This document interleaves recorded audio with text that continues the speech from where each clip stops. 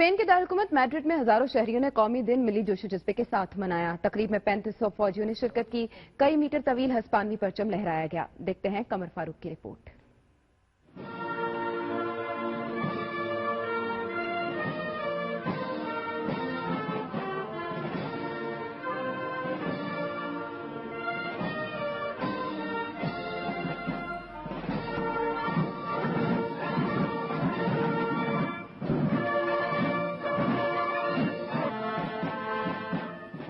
اکتوبر کے روز اسپین کا قومی دن ملک بھر میں ملی جوش و جذبے سے منایا گیا۔ قومی دن کے حوالے سے مختلف شہروں میں تقریبات منعقد ہوئیں، لیکن مرکزی تقریب دارالحکومت میڈرڈ میں ہوئی، جس کی صدارت اسپین کے بادشاہ فپلے نے کی۔ اس تقریب میں اسپین کے بادشاہ کے علاوہ وزیر اعظم ماریا نوروخوئی اور ان کی کابینہ کے اراکین بھی موجود تھے۔ قومی دن کی تقریب میں 3500 فوجیوں نے شرکت کی۔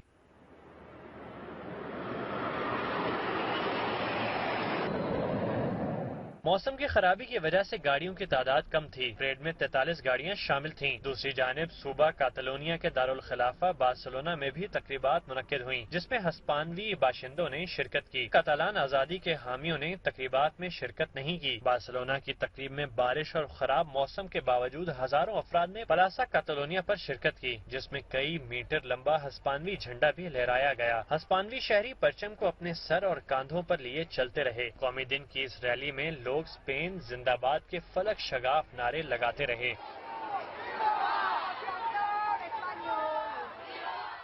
تقریب میں امیگرینٹس مخالف نظریات کے حامل اور پارتیدو پاپولر کے رہنما البیول مرکز نگاہ تھے۔ اسپین کے قومی دن کے حوالے سے بارسلونا کے نواحی ضلع کی آزادی پسند میئر نے قومی دن منانے سے انکار کر دیا، جس پر مقامی سیاست میں ہلچل مچ گئی۔